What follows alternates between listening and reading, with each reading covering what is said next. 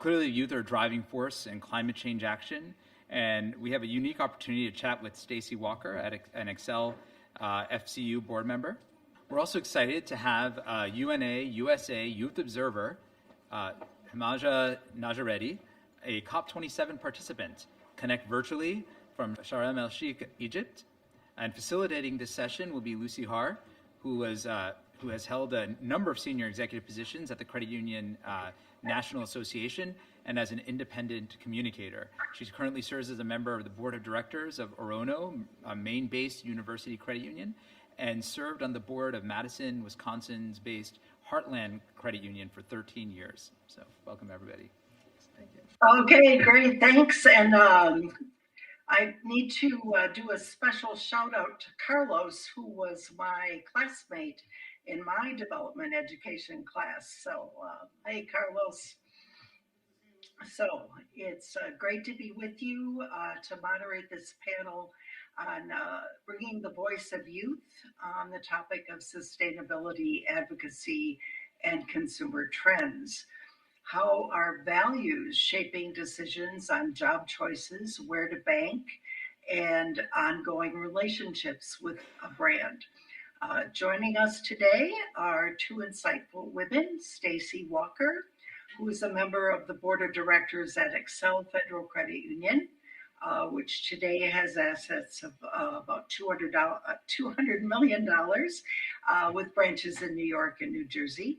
Stacy is active in the global credit union movement as well, participating in the World Council of Credit Unions development programs in Brazil, Kenya, and the Dominican Republic.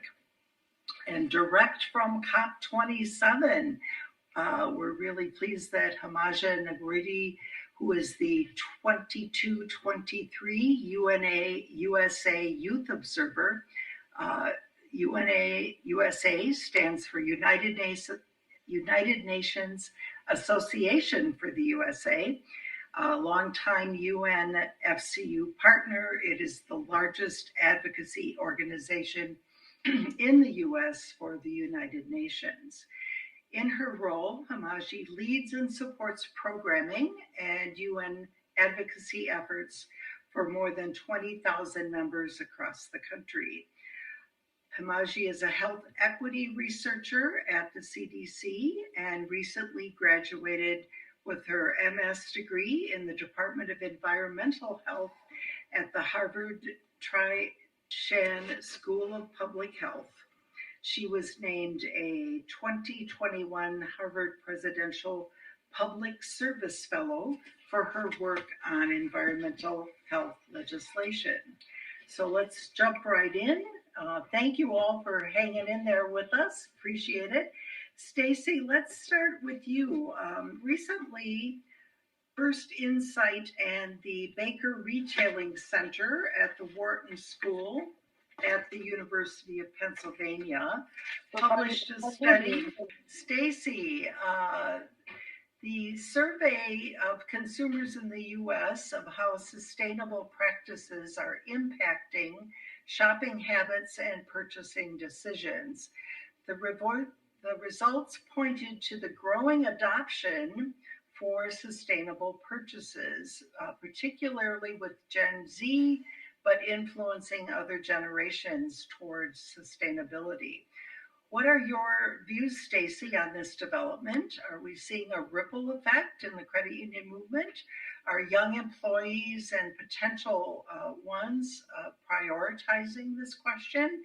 And what about members when it comes to knowing about their credit union's investments or availability of green products? Are credit union values proving a differentiator? Stacy? Thank you, Lucy. First, good afternoon to everyone, and thank you all for allowing me to join you today, not just as someone who is now young at heart, but as someone who has been in touch with the youth and industry, both in the U.S. and abroad, as you heard, through my involvement with the World Council of Credit Unions and their Y Cup Young Professionals program throughout the globe. As to the development of Gen Z influencing others, it is a real phenomenon, and it is reaching the credit union industry. As the report mentioned, Gen Z makes financial and other decisions based on personal, social, and environmental values. That's something that we've been discussing today, all day. So the report, specifically mentioned that 75% of Gen Z places sustainability over brand name, recognition and value when making decisions. As we heard earlier today, sustainability as defined is rather broad and includes more than just environmental issues. So they're talking about sustainability when it comes to education, they're talking about sustainability when it comes to the community and how we're helping people. That 75% then for Gen Z is placed higher than what is stated in the report is 71% of millennials who value that, or even 73% of Gen X or 65% of baby boomers.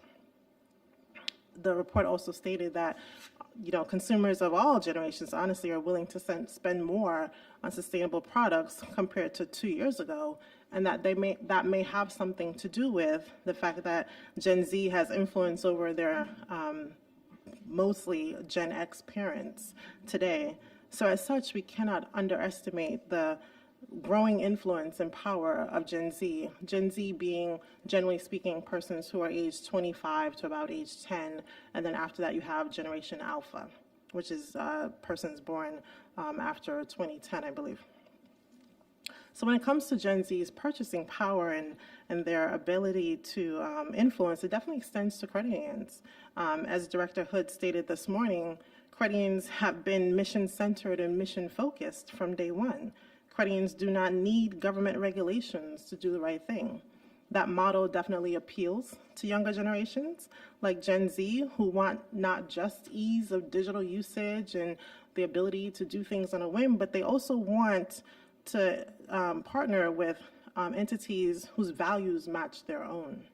Knowing that credit unions are uniquely positioned to attract Gen Z and younger millennials given our own value proposition, I believe that's why we are already reaching the Gen Z audience. A great example of that, honestly, is with Michigan. Michigan Credit Union League has a digital and social media campaign focused on Gen Z and millennials called Credit Unions for Real, for Your Future. The campaign is to encourage young people to better understand credit unions and how credit unions can be valuable partners when it comes to their future. Having launched this campaign just this year, the campaign already has a Gen Z spokesperson in various videos and billboards and on what is a very easy to remember website called tryacreditunion.com. Michigan's campaign reaches younger populations to relay that credit unions are not just about numbers, but about people and their needs. That incorporates one of the most popular, often heard credit union cooperative principle about people helping people. Therefore, credit union core philosophies differentiates us from other financial institutions and is magnetic to younger generations. So we're going to go to Egypt and welcome Hamaji, and we want to hear more about that in a few minutes. But you're currently on a listening tour across the United States to learn about the important issues impacting youth regarding financial security, opportunity, career growth. What are you saying about these issues and, of course, sustainability? How can financial institutions, especially credit unions, make a difference and provide peace of mind?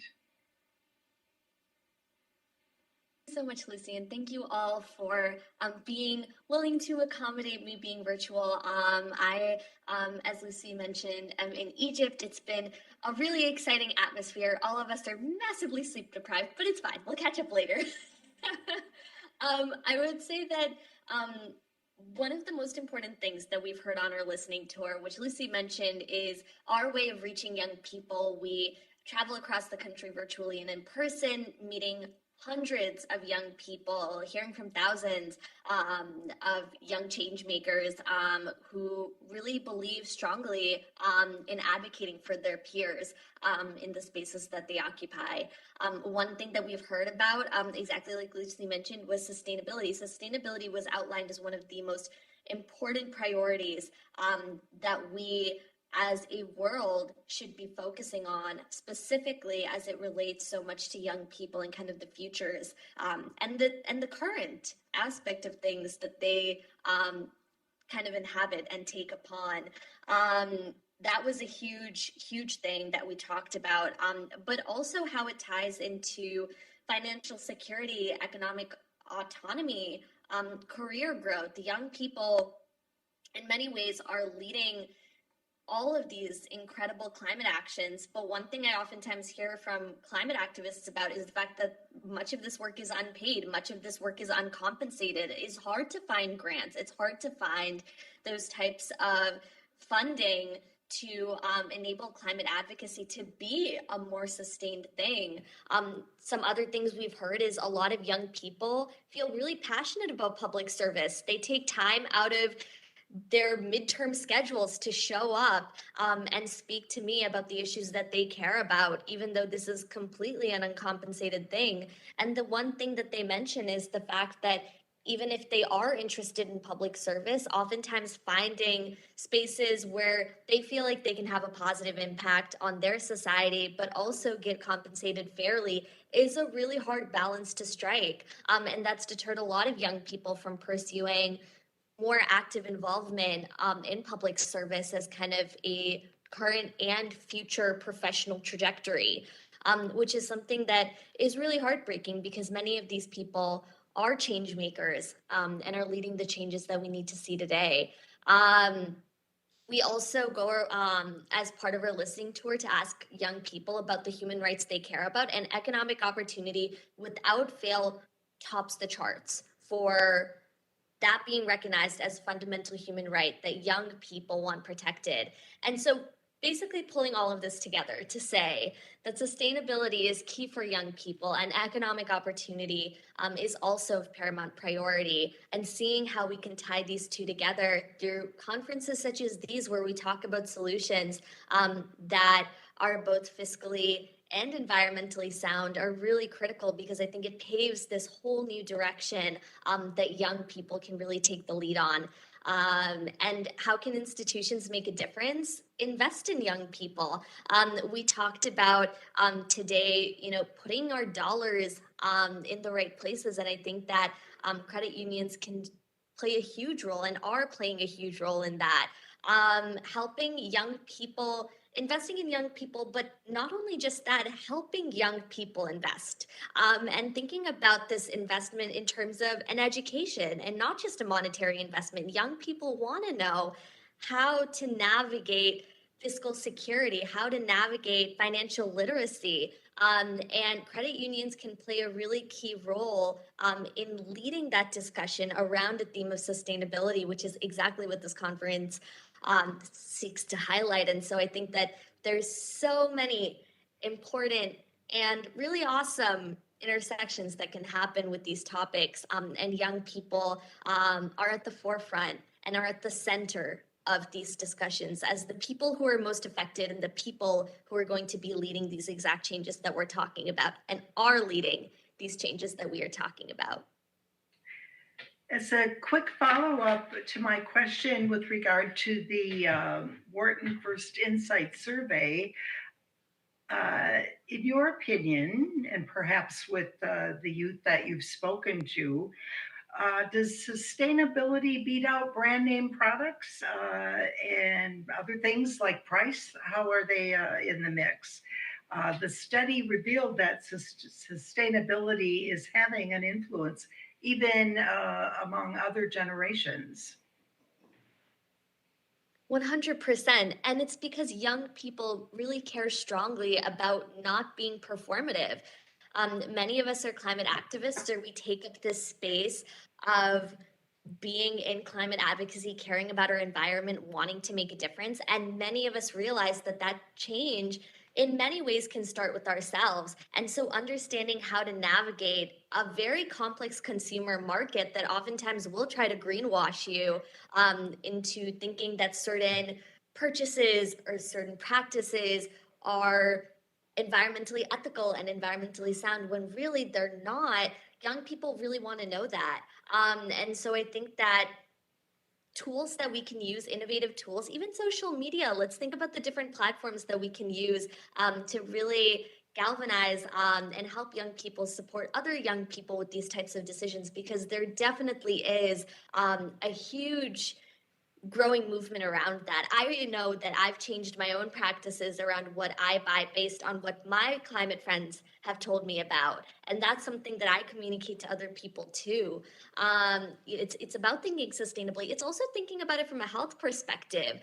A lot of these products aren't really safe for human health and well-being. A lot of these toxic chemicals not only damage the environment, but also have very detrimental impacts on human health and well-being, especially for young people, women who are pregnant, really vulnerable populations. And so thinking about how we can navigate these conversations and focus it on equity and focus it on environmental justice and give power back to consumers, so important. Thank you. Stacy, when we chatted earlier, you remarked that a lot of young people are essentially going back to credit union roots in taking up social causes. Can you tell us a little bit more about that observation, particular with regard to new partnerships credit union youth leaders are being involved in moving economic justice forward?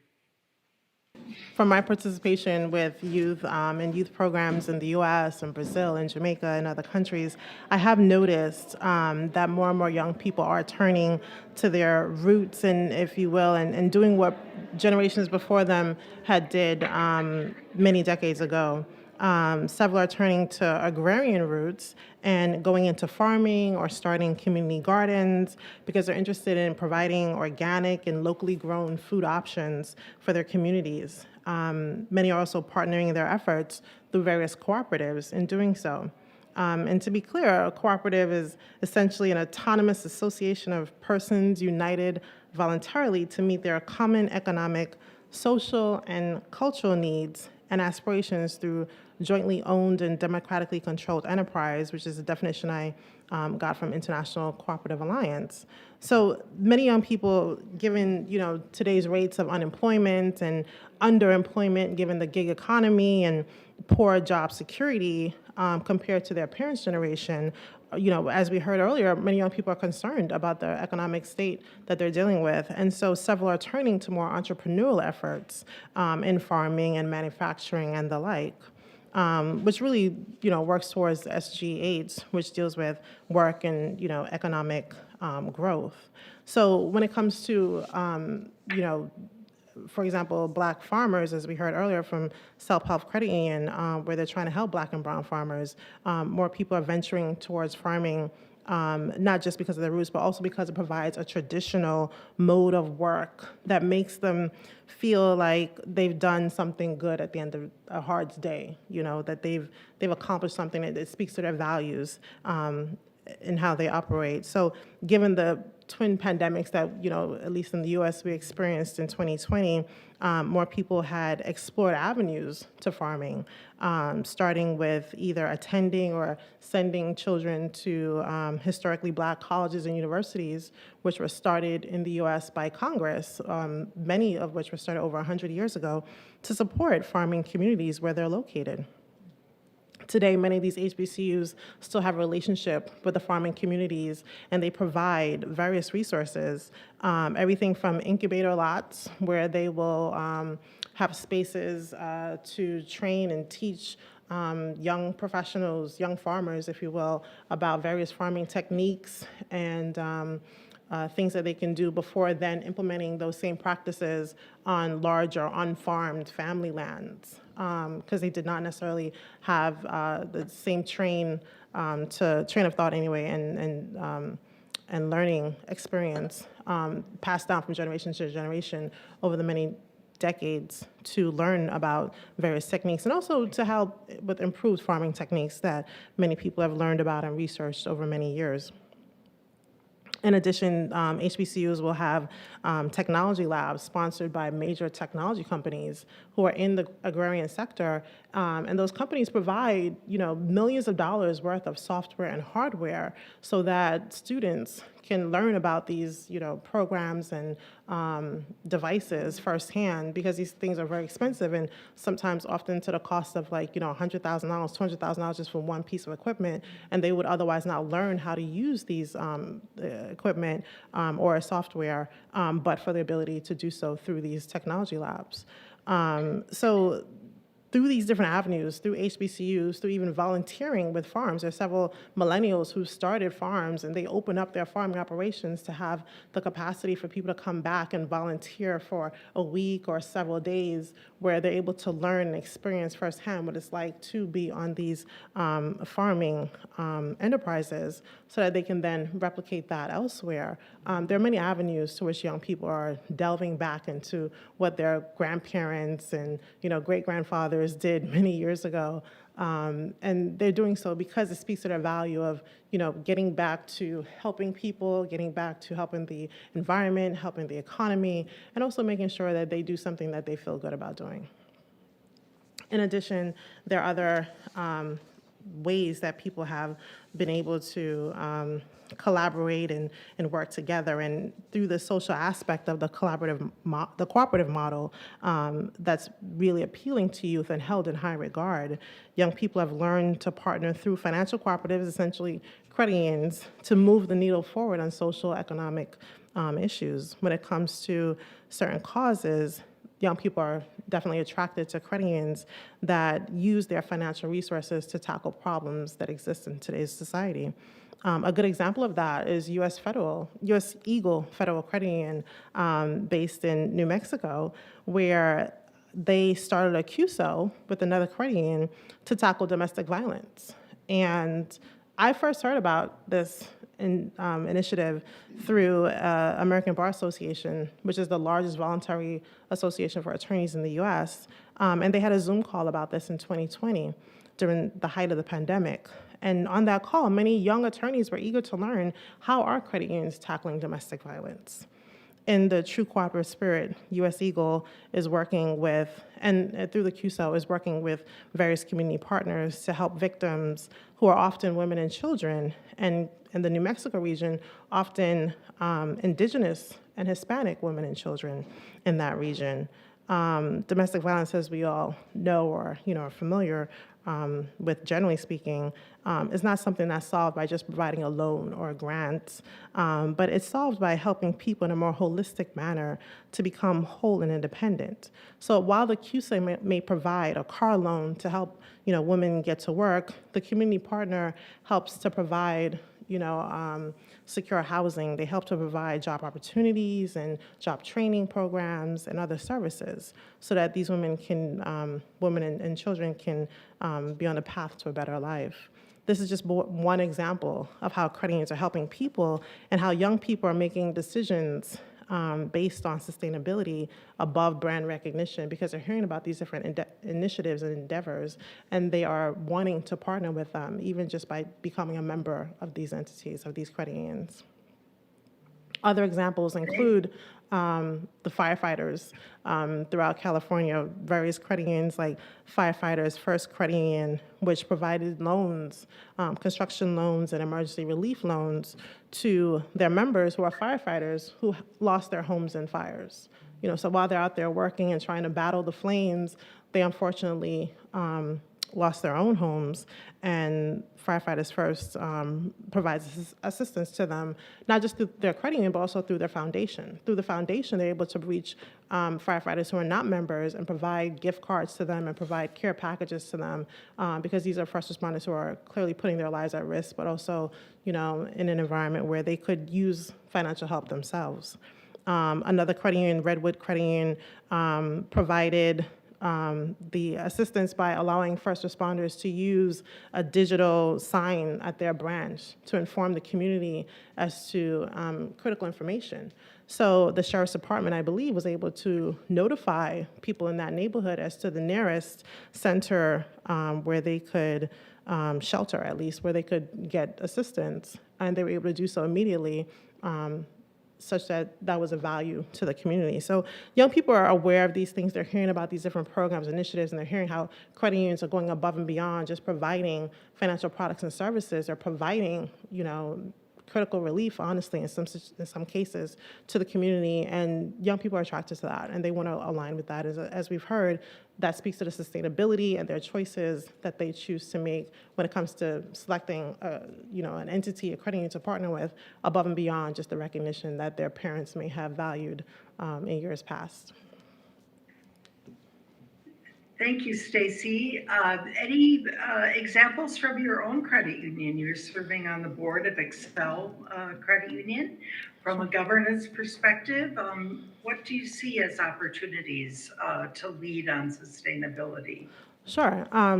Well, from Excel, we definitely believe that sound governance fosters sustainability and is fundamental to our ability to fulfill our mission with serving our members. Governance practices for us that prioritize sustainability is correlated to stronger financial performance for us, reduced costs, and certainly improved staffing, because we appeal to top talent, especially young adults who want to work in places like Excel, where we focus on sustainability and how we can help the community. At Excel, our governance includes setting good policies and being transparent about our efforts to be socially and environmentally responsible and to serve our community. We support a school for the blind that is a SEG, and much like what Director Hood had mentioned earlier in talking about Gaudet University, which supports the deaf and hard of hearing community, the School for the Blind that we support, we value their work and the things that they do, and we have their artwork displayed at our headquarters to raise awareness as to the school and to inform the community as to this institution that's providing valuable resources to people of all ages, honestly, at the school. At Excel, we're also not immune to having to deal with disasters, be it climate related, like when Hurricane Sandy hit New York and New Jersey, and many of our members were affected, many of our employees as well. And we provided a skip a pay program, we provided financial counseling, we provided low interest loans to people.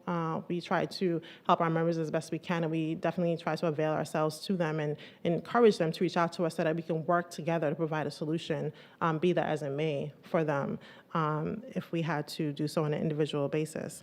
And we've also been honored to say that we've been voted as the best place to work for several years in a row in New Jersey, and that's based on our employee surveys. So that speaks to the employees and lets people know in the community as well, what do people think about working at Excel? What are the values that we share, and do our employees believe in that as well? Do they act upon that?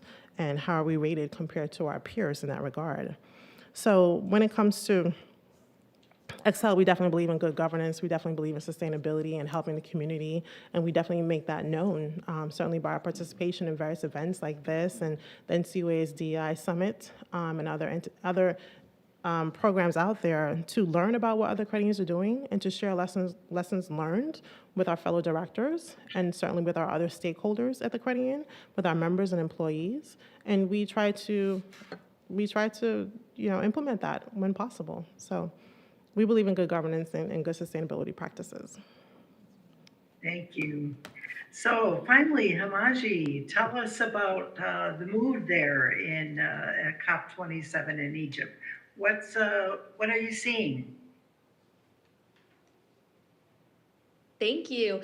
I will admit, due to a few traveling mishaps, which we don't talk about, I wasn't able to view much today. So hoping to be more Tuesday, Wednesday, Thursday, and Friday. As many of you know, this is week 2. And so a lot of the focus has been on action planning and how do we put together tangible frameworks that, we as civil society, we as governments can use to kind of try to create more change, try to advance more climate action within our own powers. And so I think that that's definitely been the mood of it.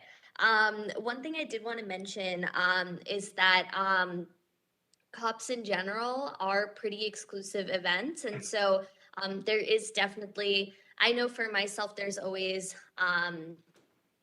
this feeling of weight and responsibility. And for a lot of my other climate friends who are here as well, there's definitely this understanding that we're the ones in the room, and we know at least 20 or 30 people personally that wanted to come to COP, that are doing the work, that are leading climate change action, but aren't able to be in the room due to whether it's not being able to get a pass or not obtain a visa or funding. There's so many barriers that oftentimes will prevent young people from being part of these conferences. And so just wanted to give a nod to that. But did also want to end on a note of hope. And I think that there is hope. That's something that we talk about often in climate advocacy, is the importance of having hope, the importance of knowing that together with collective action, things can get better. And one of the key messages resounding, interestingly, is that economic growth no longer requires rising emissions. And that's something that we have been hearing governments echo. We've been hearing climate scientists echo. Obviously, youth activists have been saying that for quite some time. But it is a really important message that we can be sustainable in our economic approaches. We can think locally and really be able to have a global impact. And it's one thing to try to navigate this. And I think it's important to also think about, how do we do this in an ethical way? How do we navigate these conversations and talk about sustainability ethically? Interestingly, one thing that really struck me was the statement by the UN high-level expert group on the net zero emissions commitments of non-state entities. That was a mouthful. I totally wrote that down. Who presented their findings at COP27. And organizations like UNFCU hold spaces for important discussions around how do we avoid greenwashing. And that was the key thing that they talked about in their finding, was how do we talk about the work that we're doing, and corporations that are supporting sustainability legitimately, or those that are more so kind of building on the movement for a marketing purpose, which is very easy to fall into. Social media is another big thing too. A lot of misinformation is spread on social media. So how do we talk about this? And that was something that came out of this expert group analysis, and something that I think is really mirrored by the conversation we're having here today, and the changes that UNFCU is leading to really think about sustainability in a holistic and in-depth and truthful perspective. And I would say, at the end of the day, going to conferences like COP are really inspiring, because you hear people say the right thing. You hear people have this shared commitment for change. But at the end of the day, this conference is a 2-week conference. It's a 2-week event that begins and ends. But the work that we do for climate action is year-long, it's decades long, it's generations long. And it requires all of us to put in our efforts, to put in our dollars to lead these efforts. And I think that UNFCU is a great example of how we can build sustainability into all of the topics that we think about when trying to protect the human rights and dignity and autonomy of everyone. And in terms of things that we can continue doing, connect with young people. That's what I've been trying to do. That's what we can all do, connect with the young people in our lives, and really use whatever field of influence or voice that we have to really raise those young voices and have them heard with US leadership around these topics of sustainability and financial autonomy. Thank you. And we're hoping that hope is baked in as well. And we wish you safe travels. And I want to thank both you and Stacy for sharing your perspectives today. And it's clear that youth are leading the way on sustainability. So thank you very much. And back to you, Tom. Thank you that was a great session. Thank you so much.